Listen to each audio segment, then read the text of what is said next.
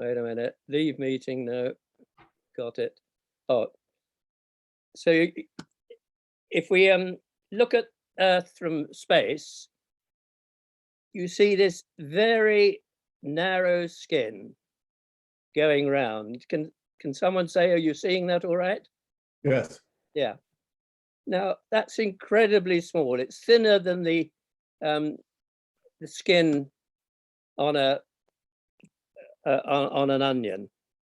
It's not quite working as I wanted to. Why am I changing my slides? Sorry, 1 second. Now, what happens in that skin? The next slide gives the physics of what is happening. Here we have the atmosphere, that very thin skim of gases around our Earth. The sun, very, very hot, white hot. Its radiation comes more or less straight through the atmosphere and warms the Earth. Obviously, some gets reflected from clouds, a little bit gets absorbed. The great bulk of it comes through. When it comes through, it warms the sea and the Earth, and it now gives off another radiation. But that radiation is distinctly different in its wavelength, that is infrared. And the infrared goes up, but only a small fraction gets through. The bulk of it is absorbed in the atmosphere and warms the atmosphere and therefore warms the Earth. And eventually, of course, it gets out. So it's that question of two windows. A window which lets in the sun's radiation straight through, and then a very narrow window that lets the infrared out, the bulk warming the Earth. Now that temperature there, which is about in my in my units, 20 Celsius, what is that for you, about 60 Fahrenheit? That is the temperature that water is liquid, that plants grow, and that we exist in. Now, if you look at the gases in the atmosphere,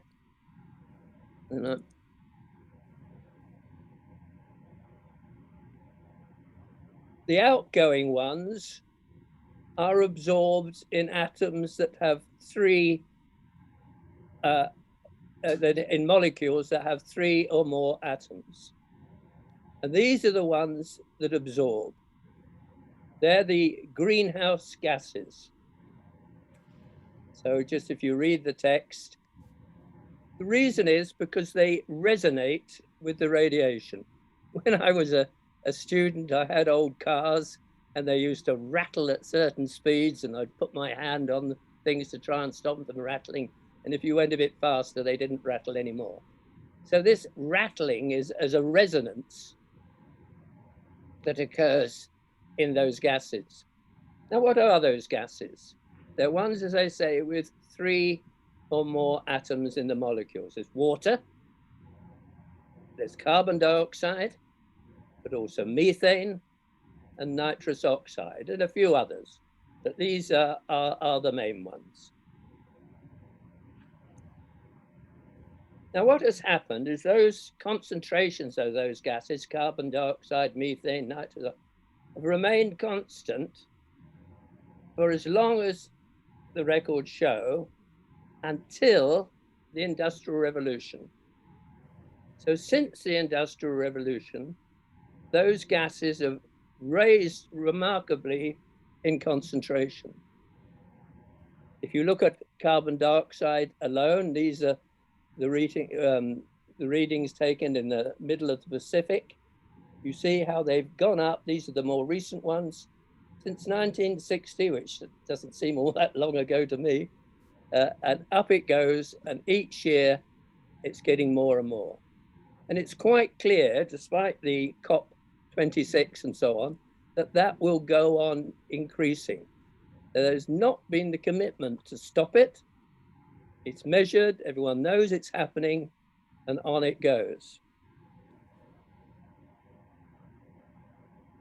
So the temperature is increasing as those gases increase in the atmosphere. And this plot here shows what has happened, slight changes occurring until recently, since the Industrial Revolution, the temperature increasing quite dramatically. This has never, ever happened before. When it was round here, there were a lot of skeptics saying, oh, this is just a phenomena, don't worry. We had a lot of people attacking the science, but it's gone so fast in the recent 5 years that no one with any sense can deny that it's happening. But more obviously, it's going to get worse and worse.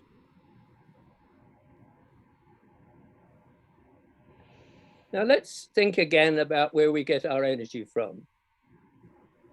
If we have fossil fuels and nuclear power, I would call it finite energy.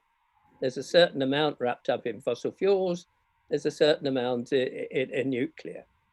And it's dug up. It's a deposit in the ground, it's dug up. It was put down there for good, I would say, ecological reason. But we've dug it up and it's now the dominant flow. But that flow that's coming up from these deposits that are being used is not supportive of sustainable ecology. It's quite clear, not only does it increase the temperature, but there's a huge amount of pollution, intrinsically linked to pollution that gets into our lungs, particularly children. If you look at the gases, here's another one of the methane gases, where methane is coming from. It comes from fossil fuels. Here, livestock farming. This is cattle, ruminant cattle, farts essentially. It's a very significant amount from the beef and sheep industry. A surprising one, rice growth. This is the decay of in the rice fields making methane, and biomass burning. So here it comes. This is where it's coming from. These enormous coal mines stripping off the top surface, huge digging machines pulling it out. It's coming from oil. This is a North Sea oil rig. It's then used in our machines and giving pollution in our streets. Now, we lived for 25 years in Glasgow, and to get to Glasgow, you drive up from England, and there's about 100 miles of open countryside before you come to the industrial city. And I took this photograph showing the dome of pollution over the city as you approach it. Now, we don't often see that in Britain because we're so small, we've got this pollution everywhere. It so happens in Scotland, it shows up. Now, how do we decide what to do? Is there a method of trying to work out how to operate on this? Well, there was a monk in Britain called Ockham, and he worked out a way of arguing. It was theological arguing and so on. He said, well, put down all the things that it might be due to. What's going wrong with the world? Let's look at this in terms of sustainability and ecology. Too many people in the world, is it? Too high expectation of what we want? We're not operating together. We've got lots of old-fashioned technology. We're not living ecologically. In any case, science is uncertain. We're just selfish. So you have all these discussion points being whizzed around about what's wrong. So Ockham said, if you have lots of points to discuss, take 2 of them and look at them, and the weaker one, cut it out. And you take another 2, and the weaker one, you cut it out. And so on you go until you've got one thing left. In our case, I think it comes down very, very clearly what Occam's razor comes up with the answer. Fossil fuels must remain underground. To me, that's the biggest thing, the clearest thing. It stands out, and we should shout it from the rooftops. But we need energy. So how, if we keep fossil fuels underground, do we operate? Well, we want to look for other forms of energy that are not fossil. Now then, when we look at what's flowing in our environment, the natural environment, there's huge flows of energy. It's not buried resources, it's flowing by all the time. And that is called renewable energy. So we can harness that energy from the natural and persistent flows of energy. They're not steady, they vary, but they are persistent. Sunshine, wind, rainfall, all of these, often called green energy. That's the phrase that's used now. Now then, they're already flowing in the atmosphere. So by definition, they're not polluting. There are two forms, really. Direct renewable energy from those happening in the environment, and indirect, not small, from our wastes. So these two flows of energy are unstoppable. You can't stop people feeding and having waste and so on. So let's try and put that into a diagram. These are the flows of energy from the sun, a huge amount, 240,000 kilowatt per person. There are 7 billion people on the earth, but it comes down to 240,000 kilowatt. Now we have 1 bar electric fires, which people use to heat their rooms, and that's a kilowatt. I don't know if you have 1 bar electric heaters, but that would be a kilowatt. Now, coming down from the sun, some's reflected off the clouds, the rest comes through and is absorbed. What happens to it? It's absorbed as heat and warms the soil and warms the air. It evaporates water, and the water comes down as rain and the rivers flow. It moves the atmosphere, so we get wind, and the wind makes the waves. And then a very important amount, it doesn't look huge, comes down, and in photon chemistry makes photosynthesis and the food and the plants that we have. So that's the solar radiation coming down, trickling through. A small amount, relatively small, comes up from the hot earth underneath, and a certain amount comes from the movement of the sun and the moon, gravitational potential, which makes the tides. So those are the forms of energy. Now, what do? We put technology in those different boxes. So the one that was heat, we make solar water heaters. We've got one on the roof of a house there. It's been up for 20 years and heats our water. We have solar buildings. We have heat pumps. We have hydroelectricity, wind turbines, wave power. All these technologies exist. Fuel wood, biomass, biodiesel, ethanol, all these and many other chemicals and fuels can come from the plants. Geothermal energy, power stations, heat pumps again. Gravitational energy, tidal range, as in the Bay of Fundy, for instance, you're not so far from you. Tidal flow, the flow of the water back and forth.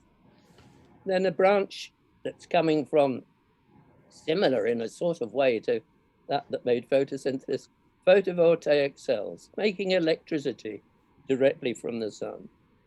Now, all these technologies are known and growing and need markets. I won't go through each one of those, but you see the long list. Critically, they cover heat, they cover electricity, they cover transport fuels, all the supplies that we need. At the same time as all that's been happening, and the greatest developments are in the last 40 years, I mean, they've been known about, of course, for always, but the developments have increased, are all connected. This is a vital thing, these new renewables with other technological advances, batteries, fuel cells, incredible things where the grid can share electricity using the batteries and the electronics.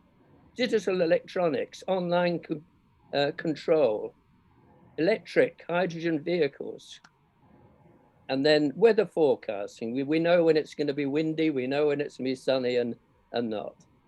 We can pay for it electronically and automatically, and we can control pollution.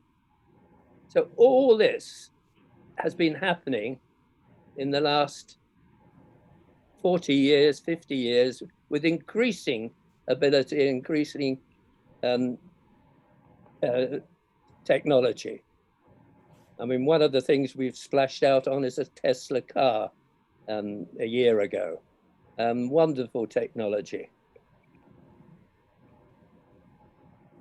Now just look at some numbers here. Making electricity from the sun, photovoltaics here. This is the world market in units of gigawatts. Now, a gigawatt, that's a thousand megawatts. It's about a nuclear power station. 1 gigawatt is about 1 nuclear power station. So this increasing each year, more and more rapidly increasing. By the way, most of this now made in China. But this is a big market, and the insurance companies and other people with developments are now dawning on them. This is the new investment. This is the place to deposit the money. Wind power, more per year added, now going a lot offshore, onshore, small ones, big ones. The biggest ones now, these blades, 120 meters long. It would take an Olympic athlete 12 seconds to run from there to there. And then using energy from crops. Some of the options here, global bioelectricity. Well, this is where the electricity is made from crops or waste.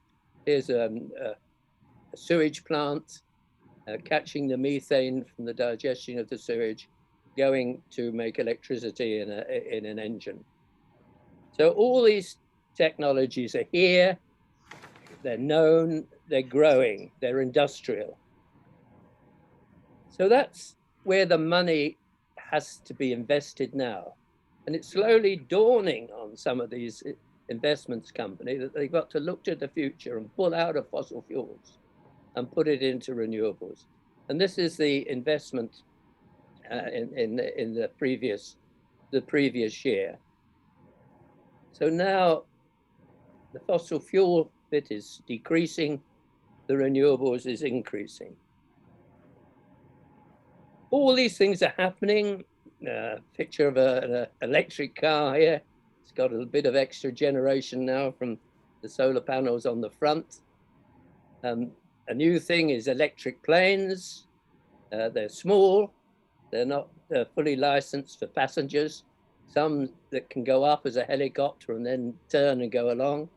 This is again a new development. And a big thing with electricity are these big batteries going in wind farms and solar farms, can store up the electricity, say in the day from solar, and put it back at night. And when the wind drops, batteries store can go out. But more importantly, these operate very fast, within 1/10 of a second, and they can control the grid. So up to now, you've had a lot of gas turbines ready to go. They're not working until they're needed. And now these are supplanting those gas turbines with batteries. Again, batteries can be at domestic level. So for instance, these people generate electricity from their roof with photovoltaics, store it, and use it at night. So this is a summary of renewable energy. The potential is very large. You notice it's dispersed, it's not all in one area. It encouraged local development. It comes free in the environment, but the equipment is expensive, it's capital intensive, and it needs policy support. What we don't realize is that the fossil fuel industry gets enormous subsidies. Often it can take off tax, the cost of exploring for new sources and so on. It doesn't have to pay tax. So with the renewables are fighting a lobby that is not only old-fashioned and polluting, but is vastly supported by the states, not United States, all states. So that would be my argument of how the big nationalities go, the big national movements go. But what can we do ourselves? We can't change much of that. All we can do is look after our own life and our own house. And I've got this slide here of the things we've tried to do over 25 years now of being in this house. It used to be stables. It's a fairly large house. We've got a cooker there from wood stove. We've got a big wood shed where I can keep wood, and 2 years drying. It needs to be very dry. A stove in the living room. We've got 2 boilers, a big one for wood, but and also a big one here with wood pellets. So we've got a hopper with 7 tons of wood pellets, last about two years. We put insulation on the outside of our house, 200 millimeters of insulation on the outside. Electric cars, solar photovoltaics. There's a solar water heater behind. And that's what we've tried to do. Try to grow as much food as we can ourselves. We've got 1.5 acre plot. So anyway, if you're coming this way, come and see us. You're all welcome. So I'll finish there. Stop. John, that was wonderful.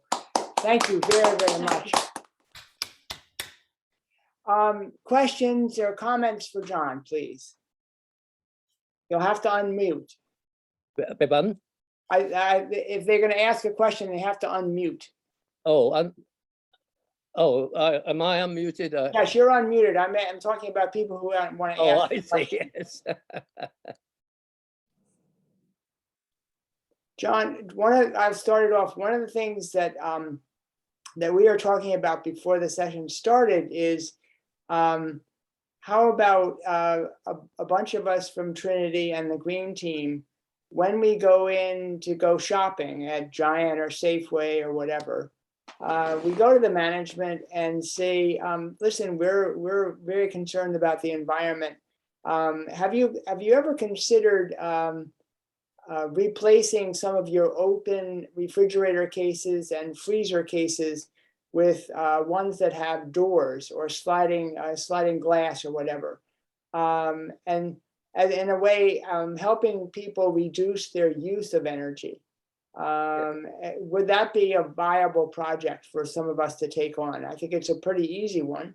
I've been willing to do the research in terms of how much energy we waste by having uncontained refrigeration and freezer cases. Yeah, that's one clear example of where things could be more efficient.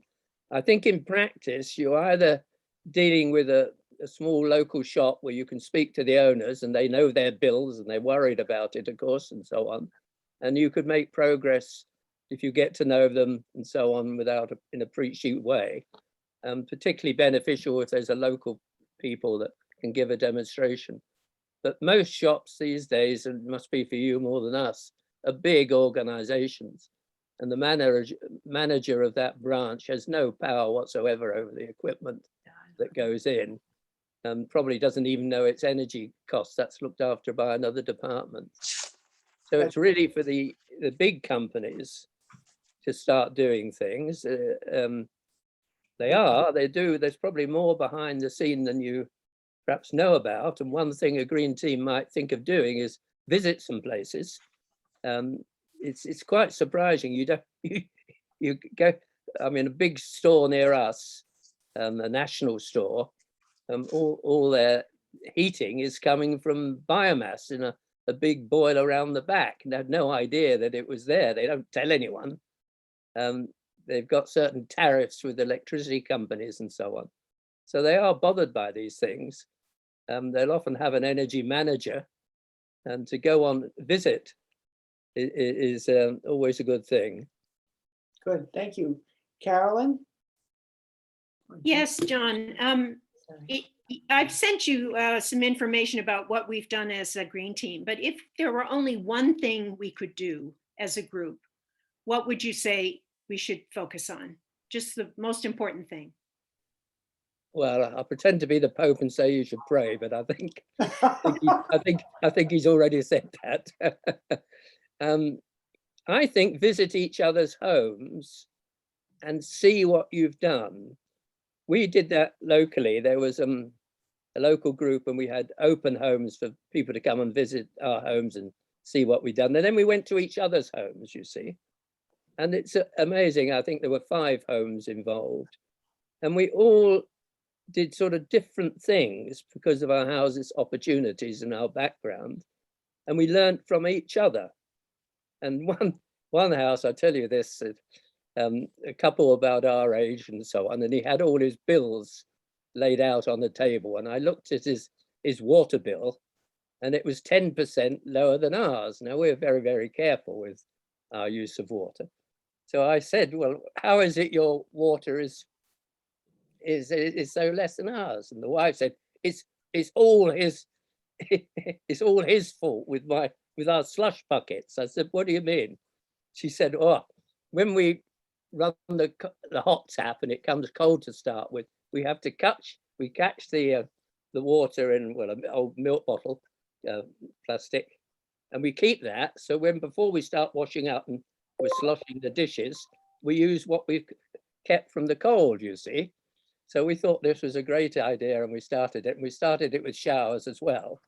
So the cold goes into a bucket, and put the bucket under us when we shower, and use that for flushing the loo. It's great fun because you end up dropping it all over the floor.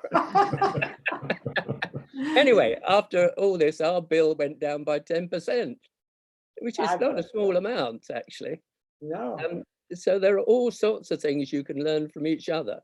And the other thing is you get to know each other, actually, from that sort of thing. Judith? Yeah, I'm concerned, how significant is individual composting in the broad scheme of things?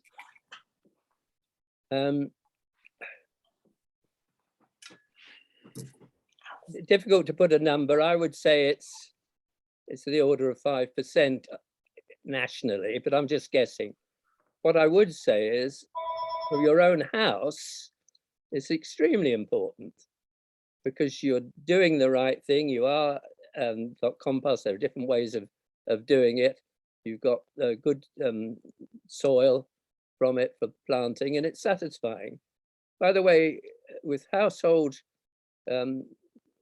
waste from peelings and so on, the important thing is to put newspapers and cardboard in.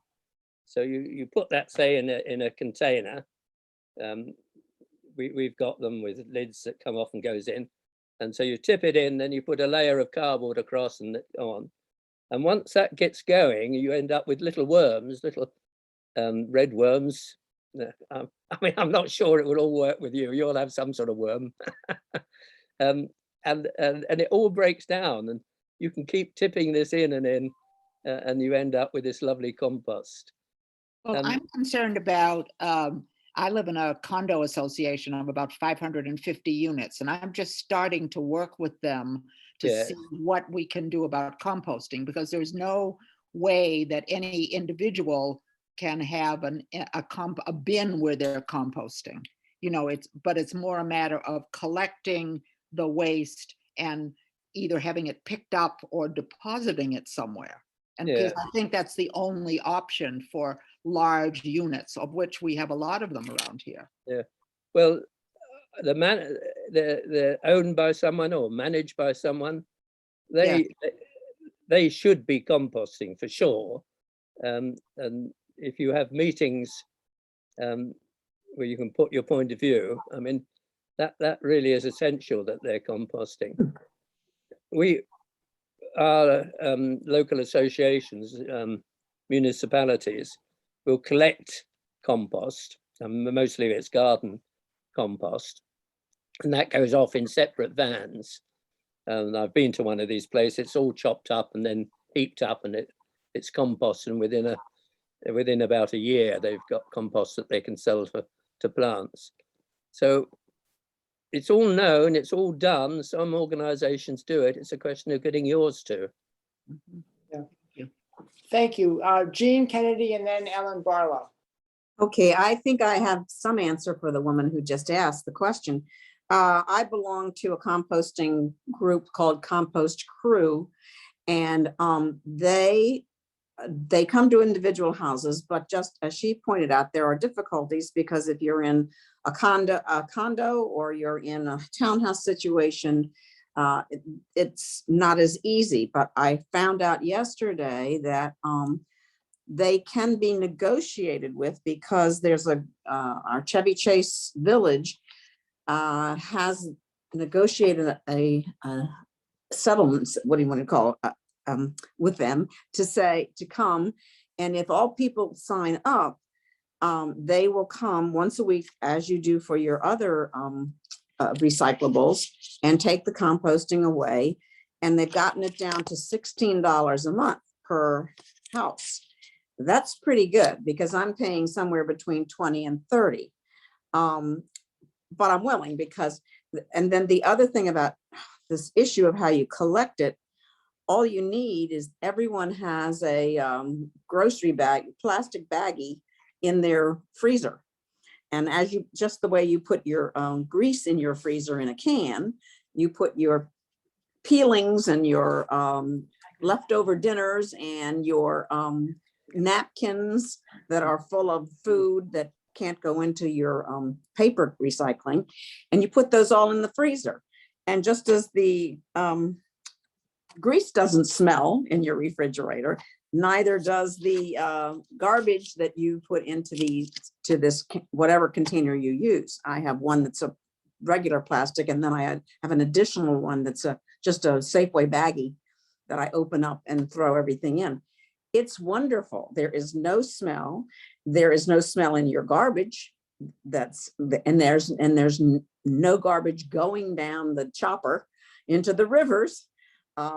So it's just, and then at the end of the year, those bags of compost that they end up with selling to American Plant Food or other garden places, you get one free in the fall and one free in the spring for your own plants and gardens, as well as I use them on my indoor plants too. It's incredibly good.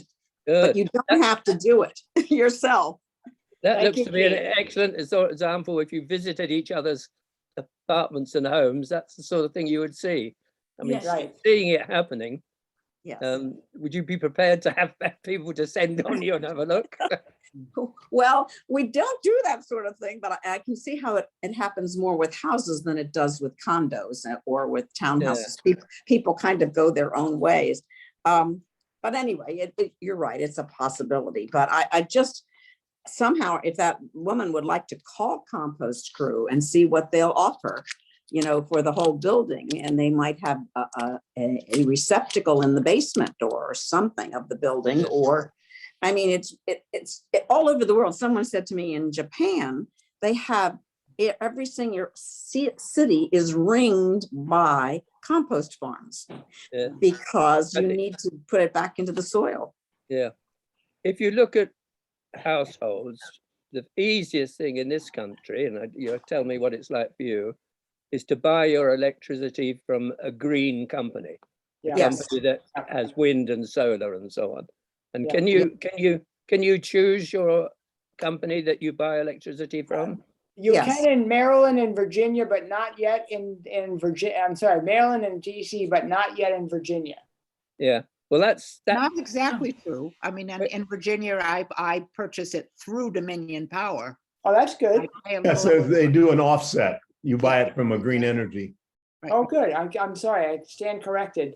Ellen, you had a question, and then it says Sally, but I know your name's not Sally, Joe. My wife's name. Well, Ellen? that's the first thing. The next thing really is heating and cooling, insulation in the right places, right equipment, control, you know, all these things. And the only way to do it is about one thing a year. Get that right, and then you move on to the next thing. And it seems a long haul, but in the end you do it. And at some stage, face up to cars. I mean, there are plenty of electric cars now on the market, well, in Europe anyway, and I guess it must be so. Yeah.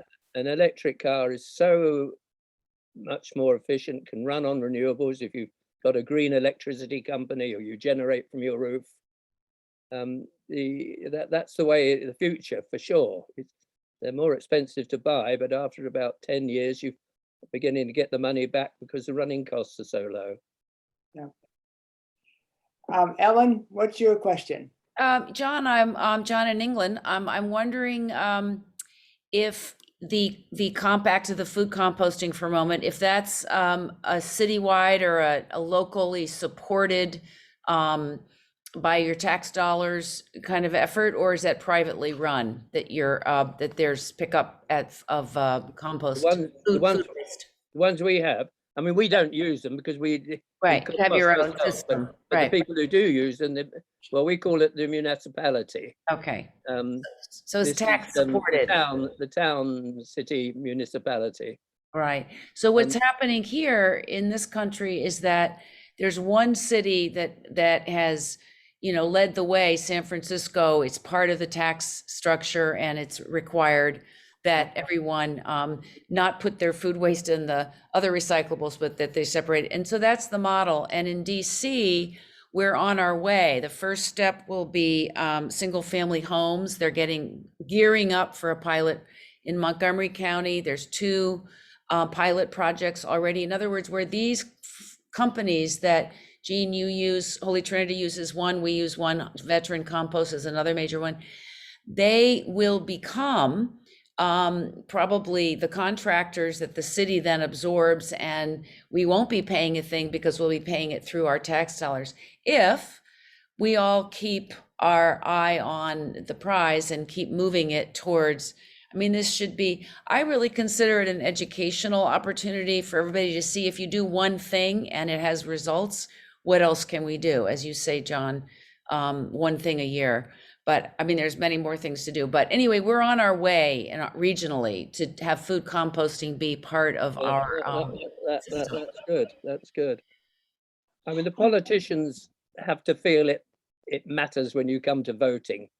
Yes. And they make all sorts of promises, and sometimes they keep them. You have that in England too, huh? Oh, yes. Joseph Keys. Well, I like the idea of visiting each other, and I'll see if there's a way we can arrange for you all to visit Arlington sometime, because we're 2 months into a government-supported composting recycling.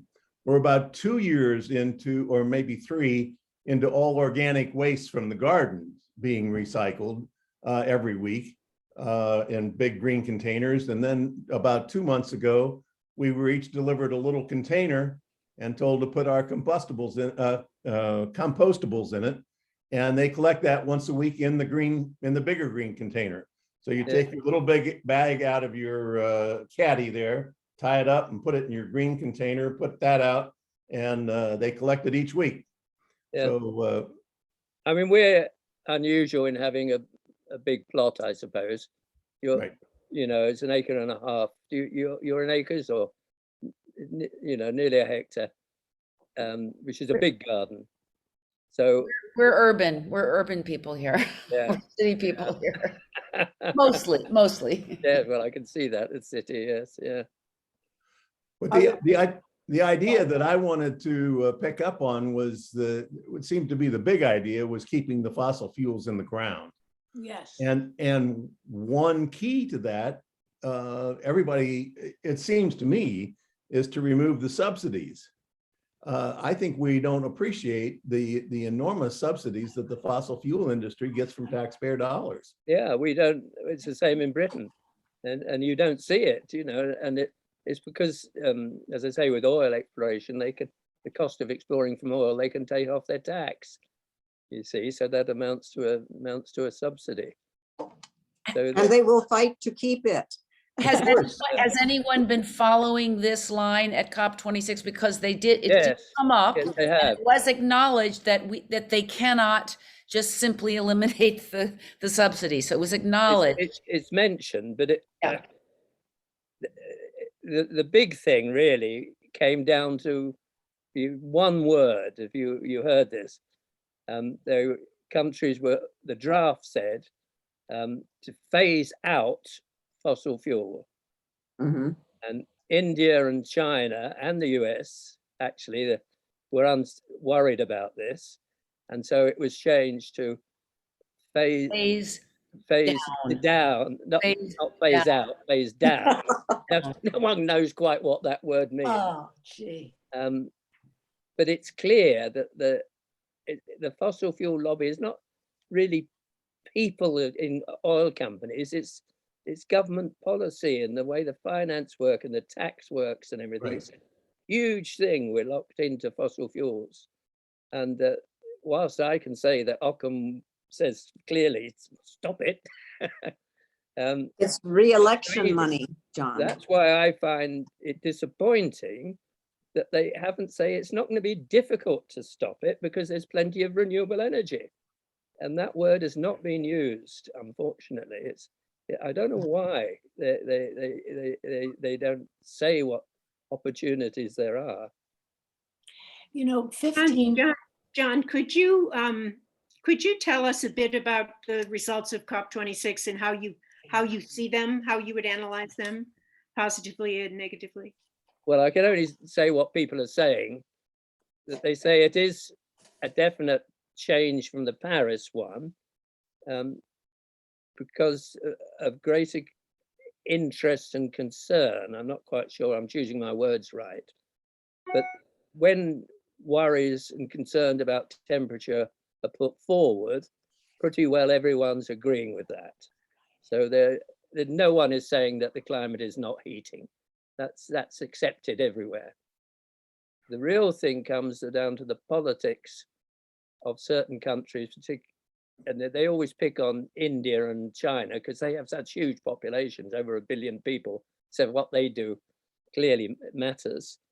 And those countries are not wanting to cut their use of coal for generating electricity because they don't want riots and trouble, because people need electricity and so on.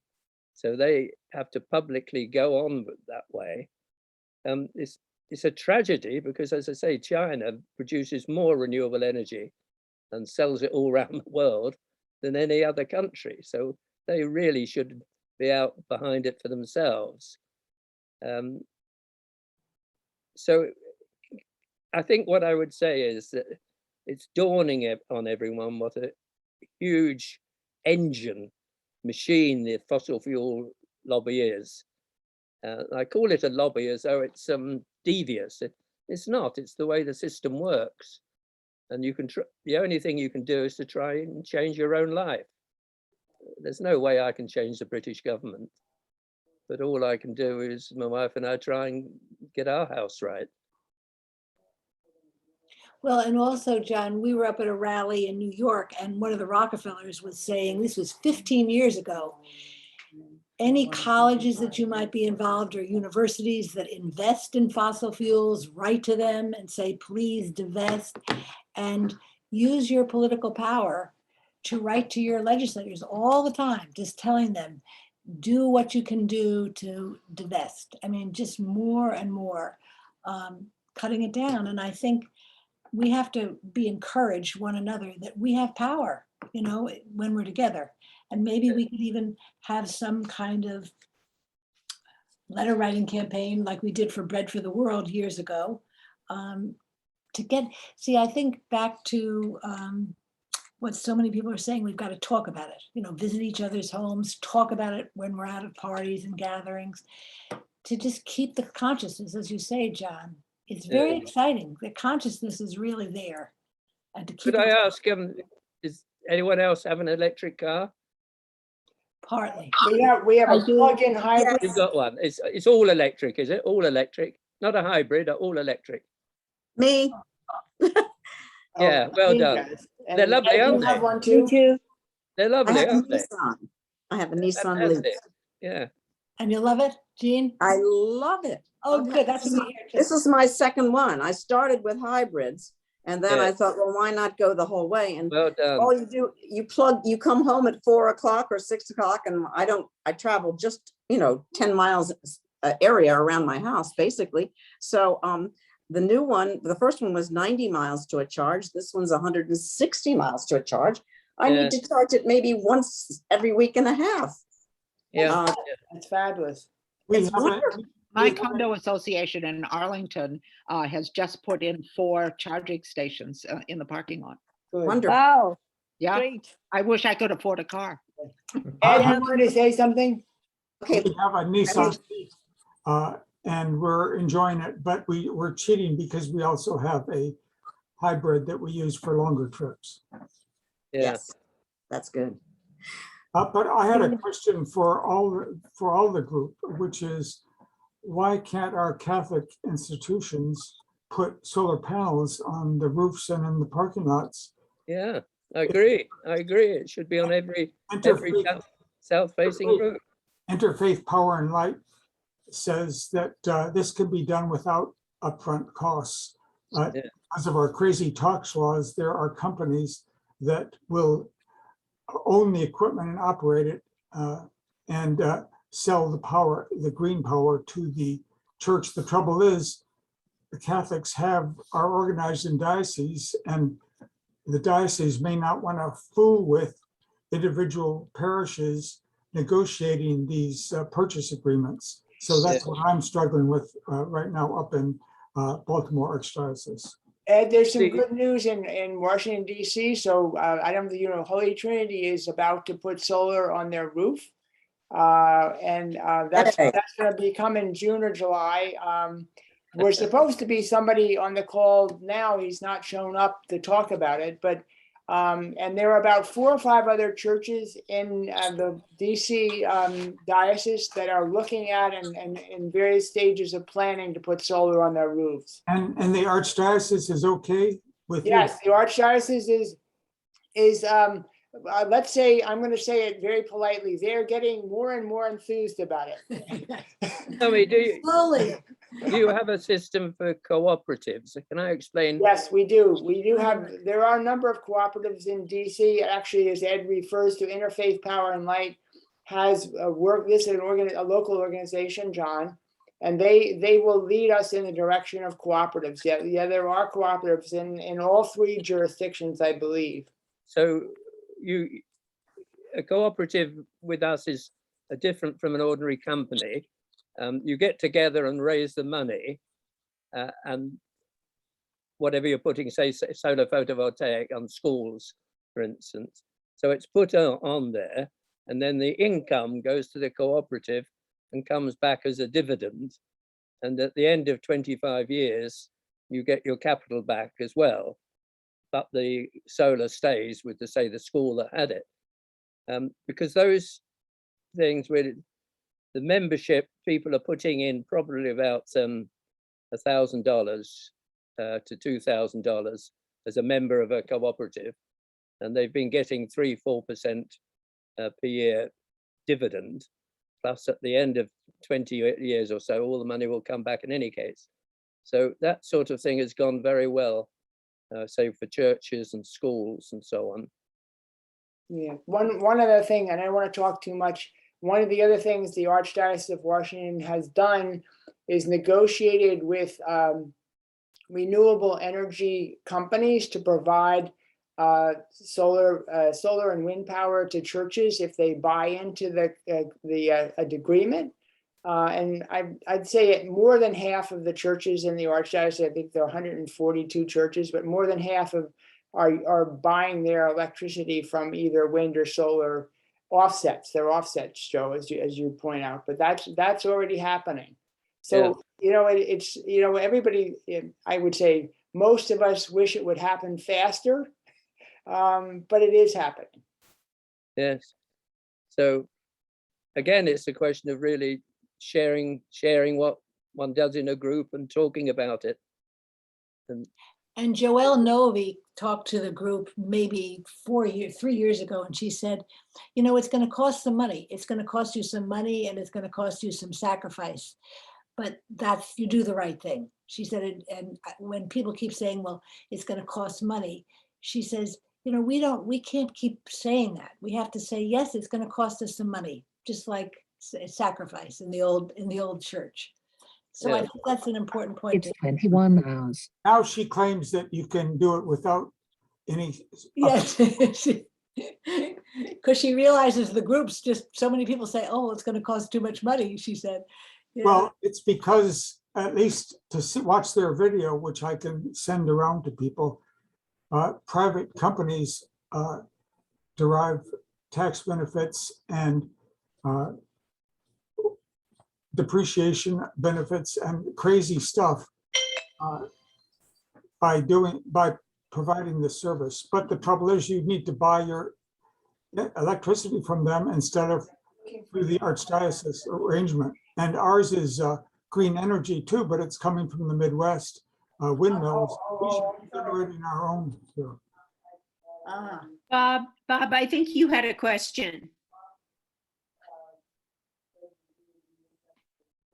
Do you have any experience, sir, in communities using biodigesters to produce local methane for cooking and heat production? Yeah, well, I have abroad. So, for instance, it's very common in India, where they probably have a cow for the house, and that the dung goes into a tank, and the methane comes off and is piped into the kitchen for cooking and for lighting.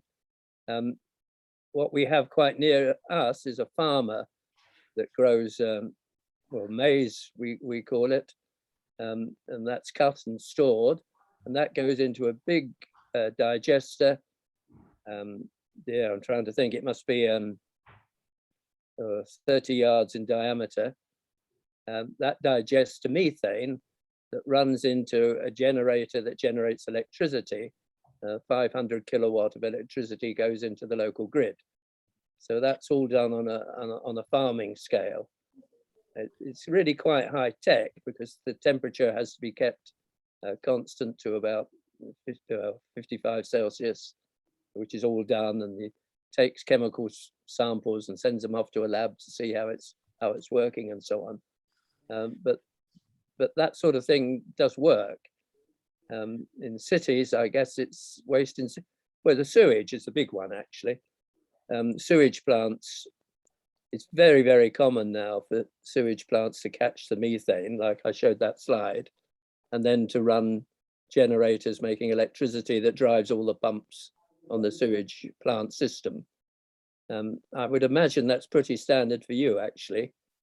The thing is, most of us don't really know where the sewage goes.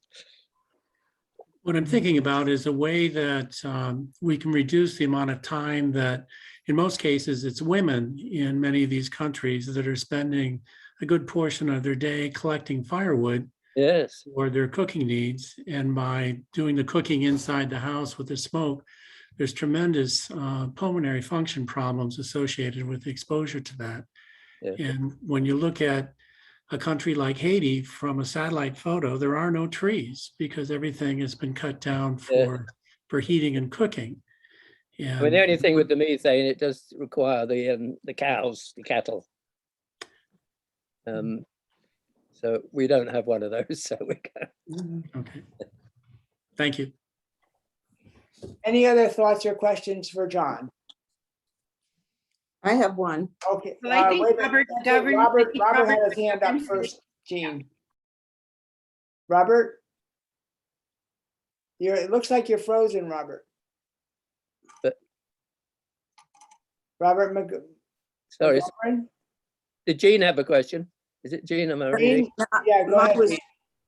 Well, I didn't want to take Robert's turn, but this was an observation. This morning, the NCR, National Catholic Reporter, had a great article from Earthbeat about the Laudato Si program that was put out this morning. And it looks to me like one of the biggest things that could help this whole thing that we're trying to do. We on the local level and on the individual level is fine, but the impetus, I think, will come from what they reported, that particularly religious communities and particularly women's religious communities have really stepped up and said, we are going to use solar in any way we can, put them on, make part of our property a solar farm. We will be energy zero, what do we call energy? And they're stepping up all over the world, not just in America, which will be huge because these organizations, and the other thing would be the schools all over the world. I think the Jesuits and the Dominicans or the two of the biggest schools are now stepping up to the plate and saying, we will divest our investments. We will also do the solar on all of our buildings. This could be huge because the church has so much property worldwide. Absolutely, Jean. Yes. No, Robert, I'm sorry, Robert, do you want to unmute and ask your question? You were frozen before, so. Okay. Was I frozen? Yeah, I actually wasn't unmuted either. But I don't know, am I interrupting somebody? No. Oh, you're on. Okay, very good. So thank you very much. Yes, it's about, John, it's about biofuels or what I think, yes, biofuels, things like dung and so forth. And also you mentioned sewage and you mentioned what you do at your house there. So I'm just wondering if you could educate me, because for me, that just means you're just putting more methane and more carbon out there in the atmosphere. How is that a plus for us if we are trying to avoid raising the temperature? Well, one of the things I think is to distinguish between what's happening in the natural environment. So let's take a cow, for instance. If its effluent just goes on the ground, it decays there, and the methane and carbon dioxide come up. But if you put it in a digester and catch it, you can use it, and then the natural process takes on. And by using it, you're not using fossil fuels that you would have used otherwise. I don't know if Oh yeah, thank you. It's so fairly obvious to you explain it. Sorry for holding everybody up with that, but I always wondered about that. Thank you very much. There's actually, you can tell with the carbon what's come up from the ground and what's recycling naturally through animals and us and so on. There are different isotopes and they can tell where it's come from. So the carbon and carbon dioxide that's going around naturally is one thing, but the other is what's coming up from the ground. Oh.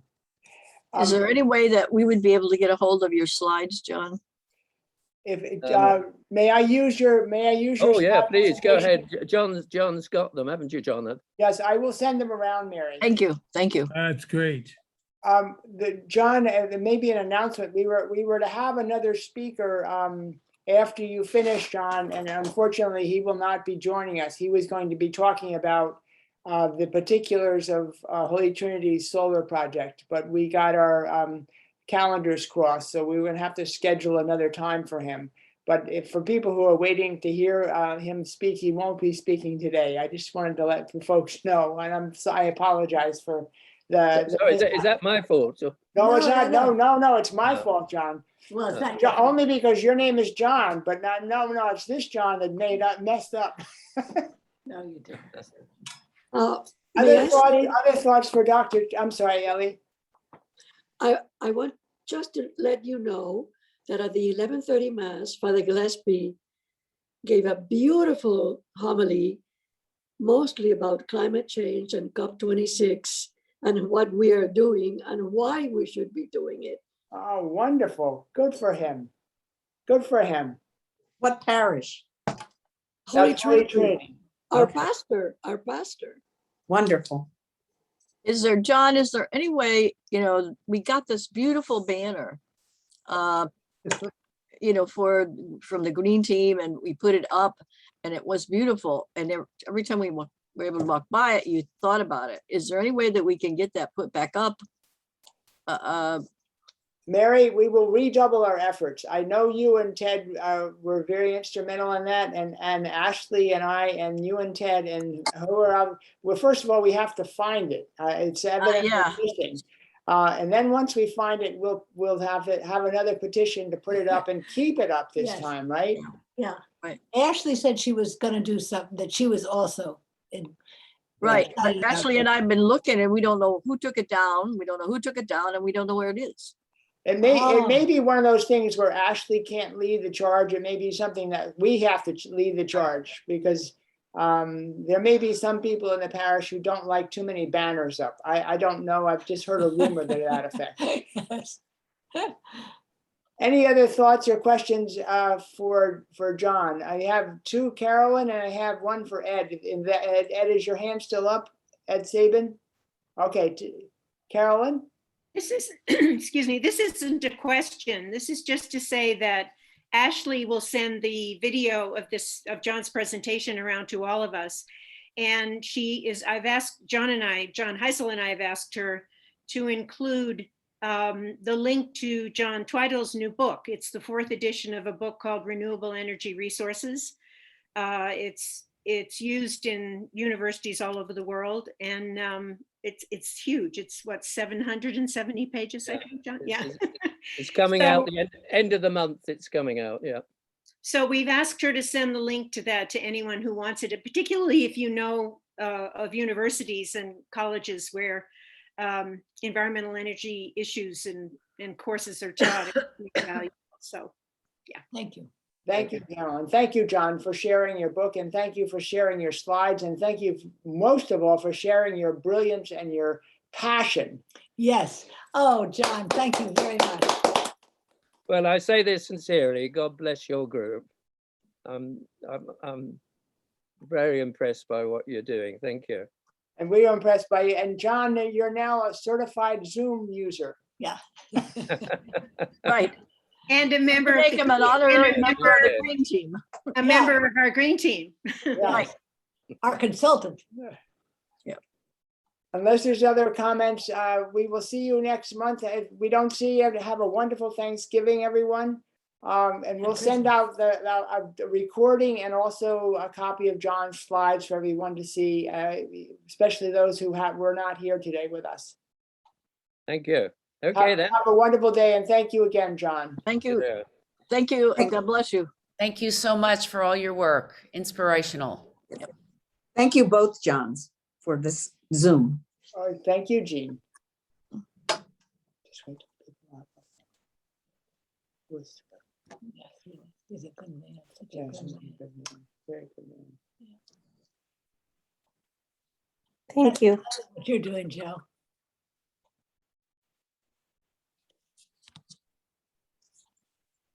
Thomas. Should we close it now?